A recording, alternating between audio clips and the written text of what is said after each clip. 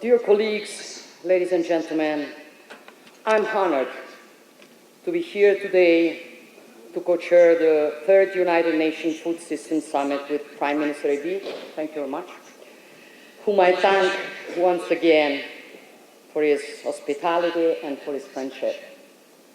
This is the first time that this summit is being held in Africa. We choose to co-organize this event in Addis Ababa with the Ethiopian government, not only because Italy has a special relation with Ethiopia and a pragmatic cooperation based on concrete projects and initiatives, but also because we believe it is essential to involve the African continent as a protagonist in the choices and actions of the international community. Starting, of course, with the momentous challenge that is the subject of our works today, which is food security. This is a top priority challenge as demonstrated by the broad and qualified participation in this summit and the presence of the UN Deputy Secretary General Mohammed, whom I greet and thank. Although it has drastically decreased over the last 70 years, global food insecurity still affects around 10% of the world's population. And this percentage is largely concentrated here in Africa, where 1 in 5 people suffer from hunger and do not have access to sufficient, safe, and nutritious food to lead a healthy life. This situation, already complex, has been exacerbated by the crisis the world is currently facing. While we were working to overcome the shock of the pandemic, we had to deal with Russia's war of aggression against Ukraine, which disrupted economic and trade flows and processes, destabilized energy markets, and fueled waves of inflation that hit the most fragile nations, especially in the Global South and in Africa. And we know very well that when people do not have access to sufficient food or lose the means to produce it, the consequences can be catastrophic. Poverty worsens, conflicts intensify, and communities become more vulnerable to violence, terrorism, or forced migration. Food insecurity is therefore, in its every aspect, a political issue, but not only. It is also, and above all, an economic issue. We would be making a serious mistake if we limited ourselves to looking at food systems through the face of poverty, suffering, and hunger. Food systems are an engine of growth and development, both for the most fragile nations and for those that are economically more solid. At the heart of our action, there must therefore be the development for the communities where we choose to focus our efforts on. And it is not enough to help those communities to produce the food needed to feed the population, but it is also necessary for that food to be marketed, to have access to markets with solid and resilient production and distribution chains. This is the only way we can enable a community to prosper with the resources it possesses, generating employment and stable, lasting growth.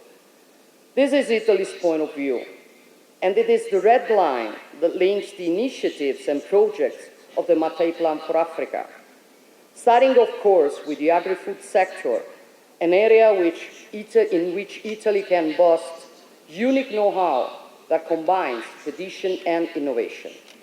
We have made this heritage available for our African partners, and together with them we build public-private partnerships that attract investments and guarantee concrete results. We are successfully testing this in Algeria, where we are working to reclaim over 36,000 hectares of desert to produce up to 45,000 tons of additional cereals and legumes per year, creating 6,000 jobs and generating benefits for over 600,000 people. This endeavor is also underway in Senegal, Ghana, and Congo, and aims to soon involve Côte d'Ivoire and President Ruto Kenya.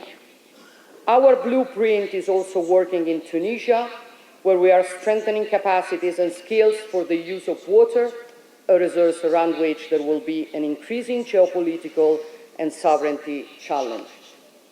But we have chosen to apply this vision to other projects as well, such as the one developed together with the European Union's Global Gateway, which combines European financial resources and private capital to support the development of coffee production chains in various African nations.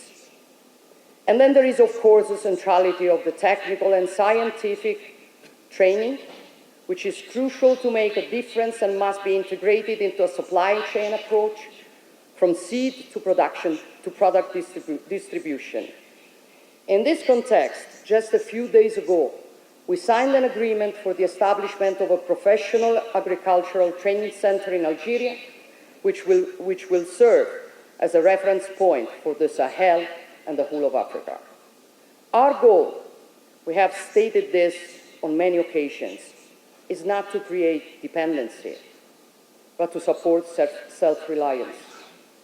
This goal also involves what we usually refer to as food sovereignty, the right of people to shape its own production model based on their identity. Food sovereignty means not going along with the standardization of food production, which lowers quality and concentrates wealth, but instead investing in promoting local, high-quality products. Small and medium-sized farmers and their families are the backbone of agricultural and environmental systems.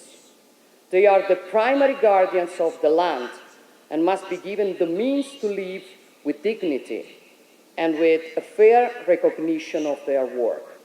And this is why Italy, with its network of institutions, businesses, and protection consortia, is ready to do its part to promote the export of African geographical indication to European and global markets by building promotion and distribution networks. So, dear Deputy Secretary Mohammed, dear Prime Minister Abiy, colleagues, Cicero, one of the most important philosophers of ancient Rome, said that of all the arts from which some profit is gained, none is better than agriculture, none more profitable, none sweeter, none more worthy of a man and of a free man. Thousands of years later, this teaching is still valid and shows us the way forward. Food is a right, a cultural expression, the pillar of a nation's identity and sovereignty. But it is also the first step towards being truly free, independent, and masters of our own destiny. I thank you.